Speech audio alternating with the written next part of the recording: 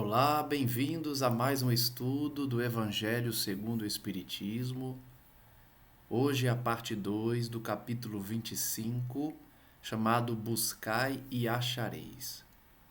No último estudo, nós acompanhamos os comentários de Kardec sobre as passagens evangélicas onde Jesus ensina que nós devemos buscá-lo, que nós devemos pedir ao Pai, procurar por meio do trabalho, conforme Kardec interpreta, a maneira pela qual iremos encontrar a evolução pelo esforço pessoal.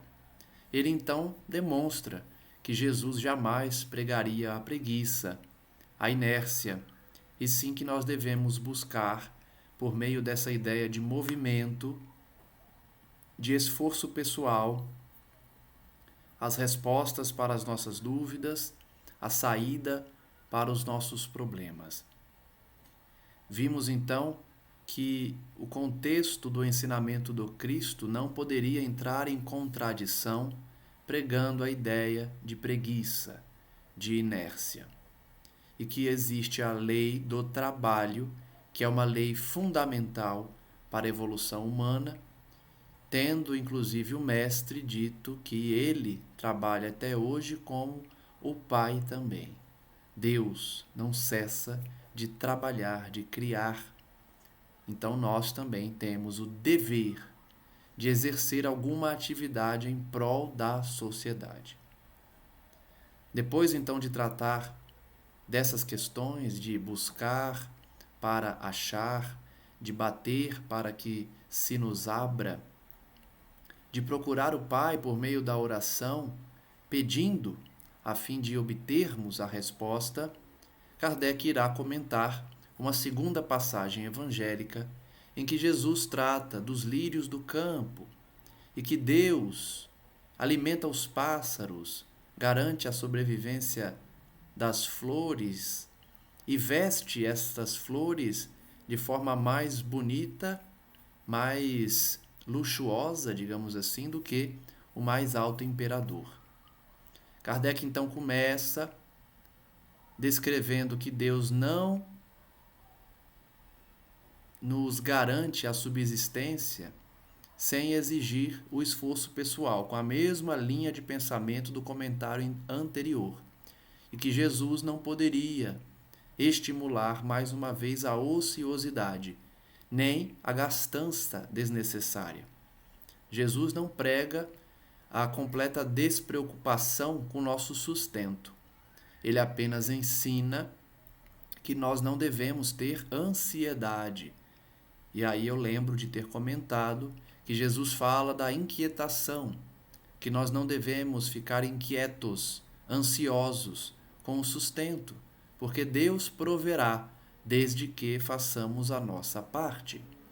Então a mensagem do Cristo, conforme Kardec começou a explicar e que vamos finalizar hoje, é que nós devemos sim nos movimentarmos, buscarmos o trabalho, o sustento, e que a mensagem de Jesus era no sentido de não nos preocuparmos em demasia, em excesso com os bens materiais, porque ele já sabia de antemão, até porque naquela época isso já estava muito presente na sociedade, os indivíduos colocam geralmente em primeiro lugar os interesses da matéria.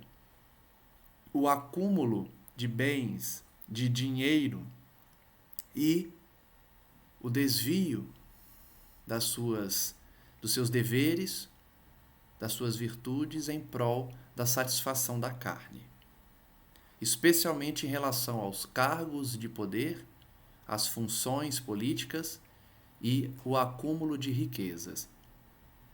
Então, o pensamento de Jesus, que nunca entra em contradição com os ensinamentos anteriores, observou as leis da natureza, de progresso, de trabalho e da inteligência que Deus nos concedeu para buscarmos o nosso sustento. Ele então finaliza esse parágrafo, onde paramos no último estudo, dizendo que Deus, de forma alegórica tratada na passagem do Evangelho, não abandona as suas criaturas, mas quer que elas trabalhem, porque o trabalho é uma lei divina. Que não se preocupe em excesso, porém, com o auxílio material que chegará do Pai no momento oportuno. Também dá a ideia de que qualquer dificuldade que nos encontremos, devemos lutar, trabalhar e buscar sair dessa dificuldade. Prosseguindo então, nesse mesmo item, veremos Kardec dizer: Deus conhece as nossas necessidades e a elas provê como for necessário. O homem, porém, insaciável nos seus desejos, nem sempre sabe contentar-se com o que tem. O necessário não lhe basta. Reclama o supérfluo. Vejam que Kardec demonstra que o que Jesus pregou, Deus cumpre. Deus nos dá o necessário. Somos nós que queremos o supérfluo. A maioria busca o supérfluo.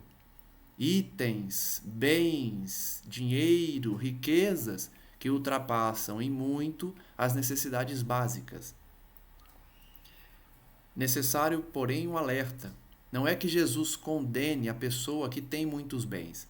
Ele apenas alerta. Ele apenas faz uma observação porque sabe que é muito difícil ao rico adentrar o reino dos céus quando se deixa levar pela ambição, pelo acúmulo da riqueza sem contribuir com a elevação da sociedade.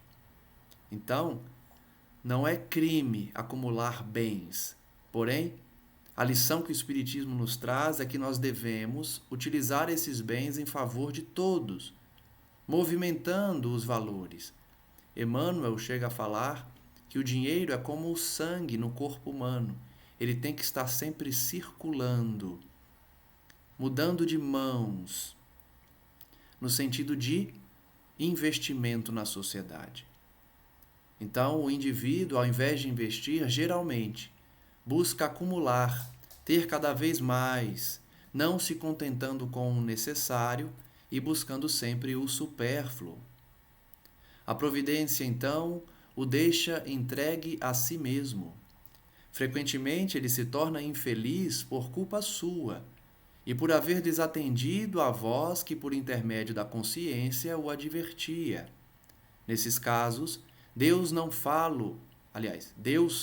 fá-lo sofrer as consequências, ou seja, o faz sofrer as consequências, a fim de que lhe sirvam de lição para o futuro.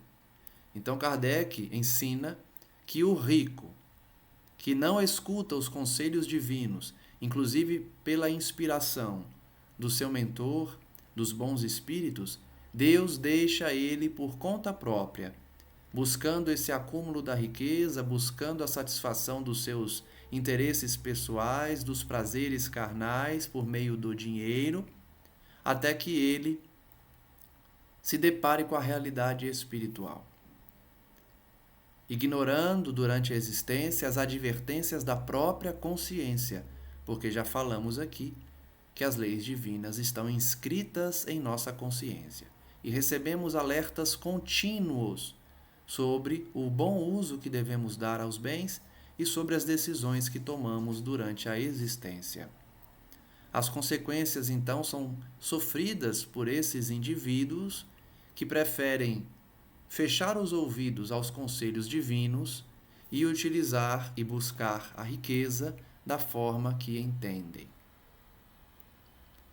Prossegue Kardec: a terra produzirá o suficiente para alimentar a todos os seus habitantes, quando os homens souberem administrar segundo as leis de justiça, de caridade e de amor ao próximo os bens que ela dá. Percebam, a terra tem riquezas para todos. Ainda que se pregue hoje que a terra está superpopulosa, isso é uma inverdade, porque temos bens suficientes para abarcar todos, para garantir a subsistência, a dignidade de todos. O que há hoje é uma acumulação da riqueza em poucas mãos e não há um investimento, não há um interesse político de que sejam feitos investimentos para que toda a sociedade prospere. Um dia, porém, quando a humanidade entender a sua função, os seus deveres de solidariedade e de fraternidade, todos terão alimento, água, moradia, cada um contribuindo com o que pode e sendo principalmente estimulado ao trabalho, não a condição de encostado, a condição de sustentado, sendo que está numa idade produtiva, mas sim que todos contribuem conforme o seu conhecimento e a terra retribui fornecendo o alimento, fornecendo os meios que Deus fornece a cada dia para todos. Quando a fraternidade reinar entre os povos, portanto, como entre as províncias de um mesmo império, o momentâneo supérfluo de um suprirá a momentânea insuficiência do outro. Vejam que o pensamento que Kardec expõe aqui é o da fraternidade ideal, é o da solidariedade, onde um país que tem uma condição financeira superior irá auxiliar um outro país, uma outra nação, que ainda não atingiu o seu equilíbrio financeiro. E vice-versa. As nações terão essa preocupação e, principalmente, não haverá mais a corrupção para evitar o desvio de recursos. Haverá, portanto, valores, alimentos e condições necessárias para todos os países viverem com dignidade dos seus cidadãos. Cada um terá, portanto, o necessário. O rico, então, considerar-se-á como um que possui grande quantidade de sementes. Se as espalhar, elas produzirão pelo cêntuplo para si e para os outros. Se, entretanto, comer sozinho as sementes, se as desperdiçar e deixar-se perca o excedente do que haja comido, nada produzirão, e não haverá o bastante para todos. Então Kardec dá o exemplo do rico, que ao invés de possuir moedas, possui sementes. Se ele espalha essas sementes, há alimento para todos, porque se produzirá ao cêntuplo. Agora, se ele guarda para si, isso não vingará, isso se desperdiçará, que é o que acontece hoje. Justamente esse lançar das sementes é o investimento, é fazer a riqueza circular, especialmente para chegar àqueles que não tiveram as oportunidades da vida para o sustento próprio. Investimento até que todos atinjam as mesmas condições mínimas de subsistência. Se as amontoar no seu celeiro, os vermes as devorarão, acúmulo de riqueza. Daí o haver Jesus dito: não acumuleis tesouros na terra, pois que são perecíveis, acumulai-os no céu, onde são eternos. Ou seja, acumular os valores da alma, que são as riquezas do céu, porque não levamos as riquezas materiais para o mundo espiritual. Logo, as riquezas do espírito são as virtudes, são as conquistas, enquanto que os tesouros da terra precisam circular, até porque trocarão de mão quando o seu detentor desencarnar. Para quem acumula, os vermes consomem essa riqueza. E será cobrado na prestação de contas conforme o uso que tiver dado aos seus bens, que na verdade pertencem ao Pai, e estamos na condição de usufrutuários ou depositários desses valores. Jesus, portanto, aconselhou: não acumule riquezas no céu, invista. Ele não está dizendo para sair distribuindo a esmo, mas investir os valores para o avanço da comunidade a que você pertence. Dar dignidade aos funcionários, montar uma creche para os seus funcionários, os filhos dos seus funcionários, a fim de que eles produzam mais, pois estarão mais tranquilos com a dignidade dos seus filhos. Enfim, são N formas de se investir o dinheiro para dar dignidade a quem está ao nosso alcance. Acumulemos, portanto, os tesouros do céu, as virtudes da alma. Em outros termos, não ligueis aos bens materiais mais importância do que aos espirituais, e sabeis sacrificar os primeiros aos segundos. Então Kardec finaliza esse parágrafo relembrando a intenção do mestre ao falar nessa parábola sobre não acumular riquezas, não se preocupar com o amanhã, é no sentido de não valorizar em excesso os bens materiais, e sim os bens espirituais, inclusive priorizando esses segundos, em detrimento dos primeiros, priorizando os valores espirituais em detrimento dos valores materiais, a ponto de estarmos aptos a sacrificar os valores materiais para manter os espirituais. Algumas pessoas passam por certas situações na existência em que têm que tomar uma decisão. Sacrifico os bens materiais para adquirir bens espirituais, virtudes, ou fico apegado aos bens e ignoro os valores espirituais. Geralmente as pessoas escolhem a segunda opção, preferem manter o dinheiro, a fortuna e perder a paz de espírito do que sacrificar a fortuna para receber valores espirituais. A caridade e a fraternidade não se decretam em leis. Não adianta o parlamento criar uma lei mandando os indivíduos serem fraternos, caridosos. Não adianta. Cada um individualmente terá que conquistar esse sentimento. Isso se dá com o exercício diário, na família primeiro e depois na sociedade. É preciso, portanto, que a caridade e a fraternidade estejam no coração do indivíduo, sob pena do egoísmo imperar. Cabe, portanto, ao Espiritismo fazê-las penetrar nele, penetrar no coração a caridade e a fraternidade. Vejamos então mais uma passagem. Não vos afadigueis pela posse de ouro. Não vos fadigueis por possuir ouro ou prata, ou qualquer outra moeda em vossos bolsos.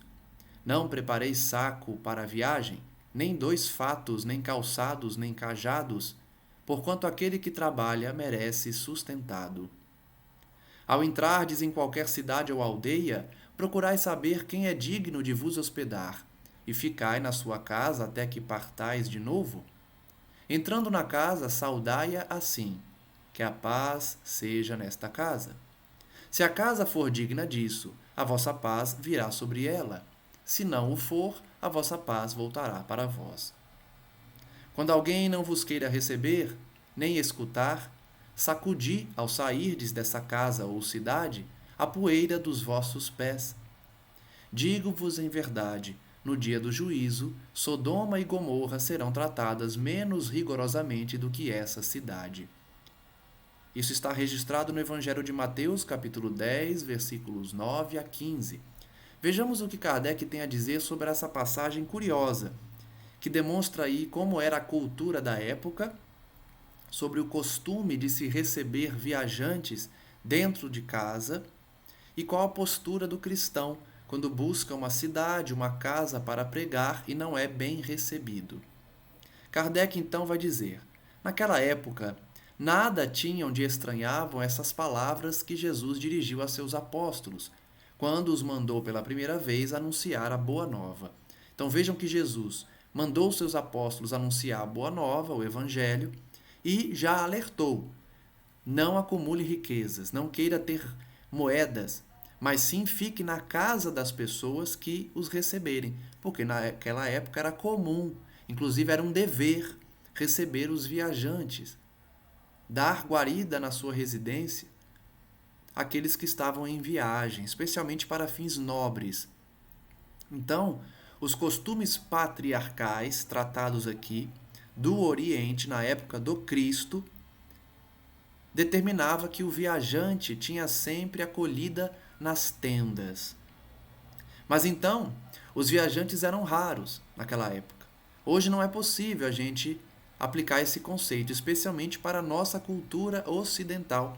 Imagine receber em nossas casas viajantes, andarilhos, que desconhecemos, muitas vezes são pessoas de má fé, de má índole. Entre os povos modernos, diz Kardec, o desenvolvimento da circulação houve de criar costumes novos. Os dos tempos antigos somente se conservam em países longínquos, onde ainda não penetrou o grande movimento. Se Jesus voltasse hoje, já não poderia dizer a seus apóstolos: ponde-vos a caminho sem provisões. Então vejam que Kardec está explicando que Jesus orientou seus discípulos a não se preocupar com o alimento para a viagem, com a manutenção do seu vestuário, das suas sandálias, porque naquela época era um dever da sociedade patriarcal receber os viajantes. Hoje, Jesus não poderia pregar aos pregadores, aos apóstolos, que saíssem pregando o evangelho sem se preocupar com o próprio sustento. Inclusive no livro Paulo e Estevão, nós vemos o próprio Paulo exercendo o ofício que ele aprendeu com seu pai de tear para garantir o seu sustento enquanto pregava nas cidades.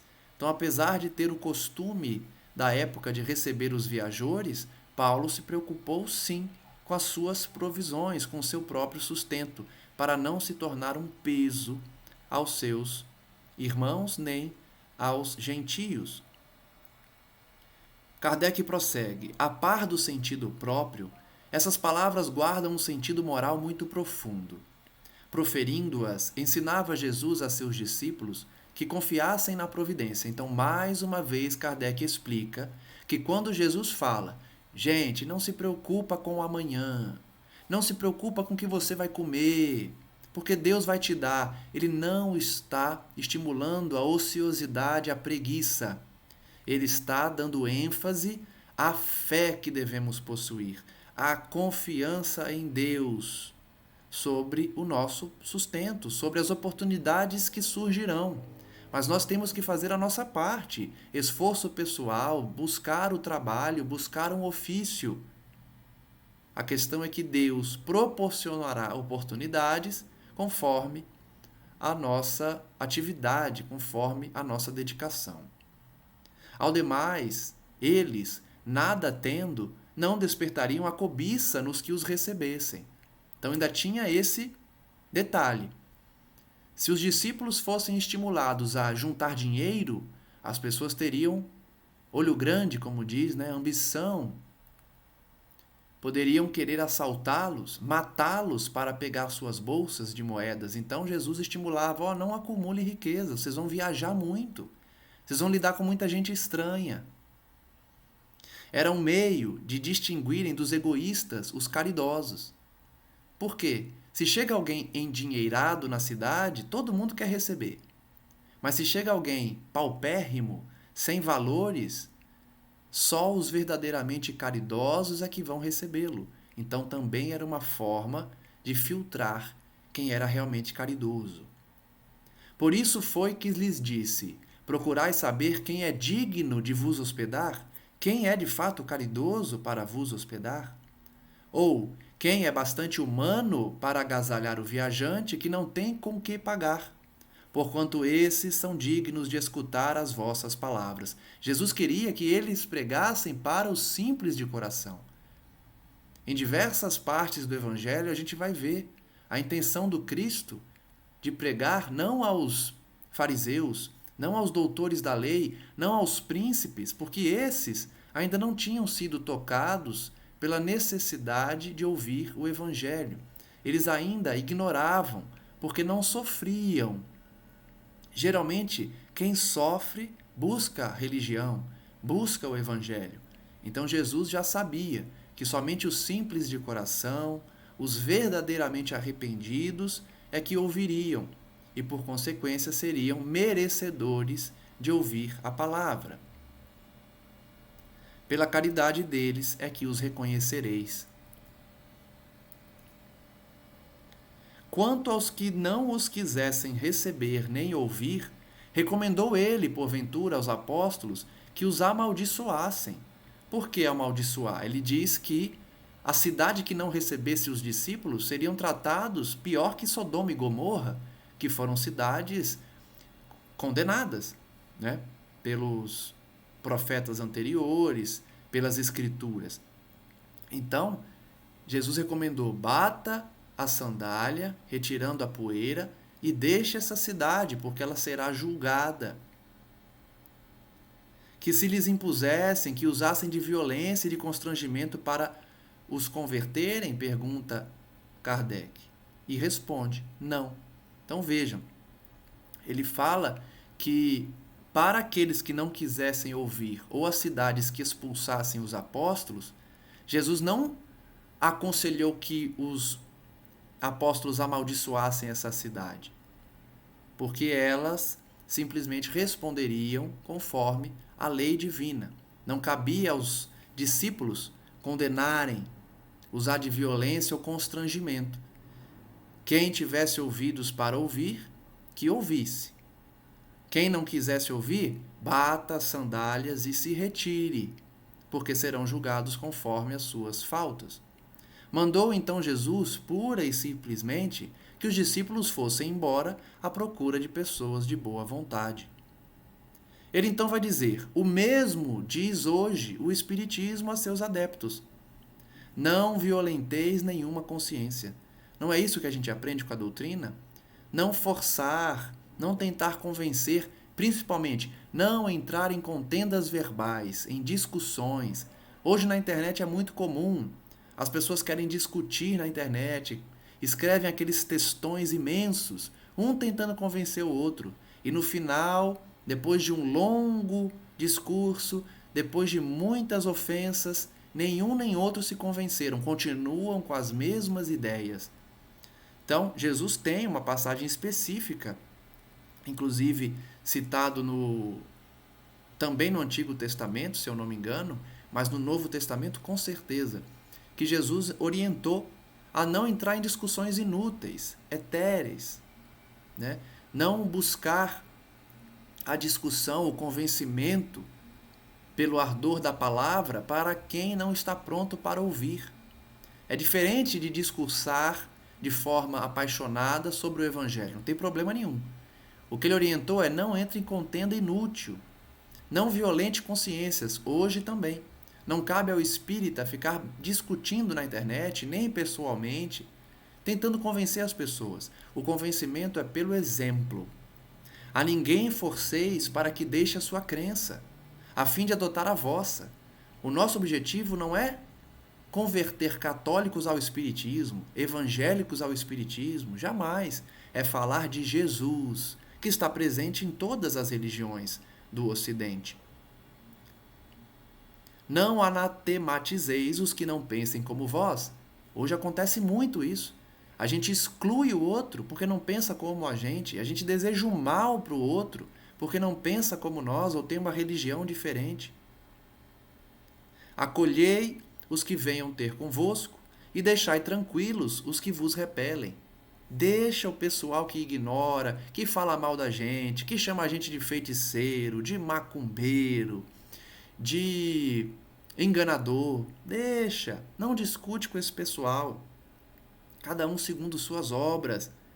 Siga o exemplo do Cristo. Utilize o Evangelho na sua vida, no cotidiano, e as pessoas vão pouco a pouco percebendo que elas se equivocaram.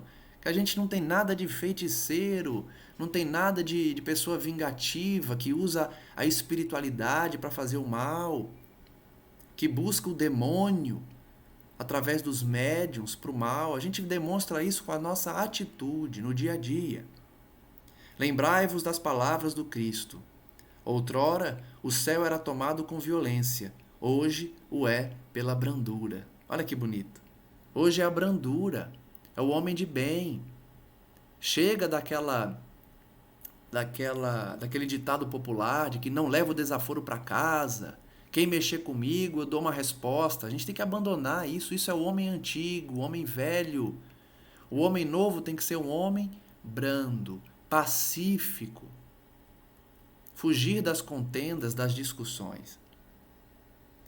E assim, Kardec finaliza o capítulo 25, Buscai e achareis. Nós colhemos diversas lições importantes sobre esse tema e que possamos então gravar em nossas mentes a necessidade de buscarmos ao Pai por meio da oração, por meio da atitude no bem, e não permitirmos que os encantos do mundo, especialmente da riqueza, impeçam o nosso avanço na aquisição de valores espirituais. Que possamos, portanto, refletir sobre as palavras do Cristo quanto à necessidade de buscarmos pelo trabalho o nosso sustento, mas sem perder a confiança no Pai, sem exasperarmos-nos, sem deixarmos a inquietude dominar os nossos pensamentos. Tenhamos confiança, tenhamos fé em Deus e, pouco a pouco, possamos nos vincular ao Pai por meio dessa confiança absoluta, sem temor no futuro. Por fim, reflitamos sobre a função do espírita não de convencer, mas sim de exemplificar e demonstrar que o Evangelho do Cristo está inscrito em nossos corações por meio das nossas atitudes, das nossas escolhas. Agradeço então a todos que nos acompanham. Na segunda que vem, prosseguiremos com mais um estudo do Evangelho no próximo capítulo e que durante a semana possamos estudar as obras de André Luiz.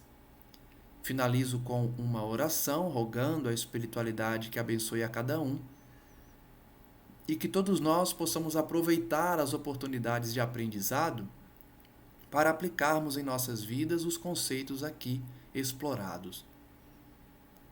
Que o Senhor Jesus seja o nosso guia, por meio de tantos exemplos, de tantas passagens descritas no Evangelho, comentadas por Kardec e por tantos espíritos nobres, e que nós possamos refletir sobre essas passagens, não esquecendo da necessária contribuição de cada um na implementação do Evangelho em nosso planeta.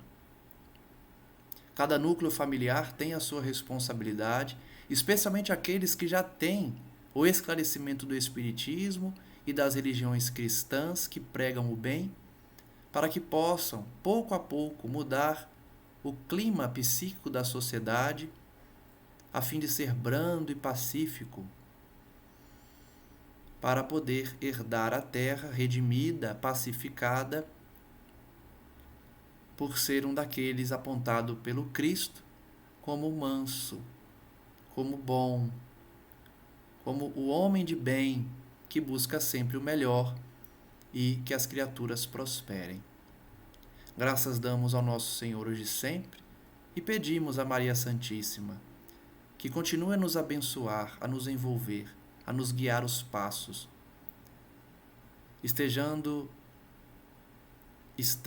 cada um de nós com a consciência pacificada, equilibrada, por cumprir o seu papel, observar os seus deveres e buscar o Evangelho nas atitudes e nos pensamentos.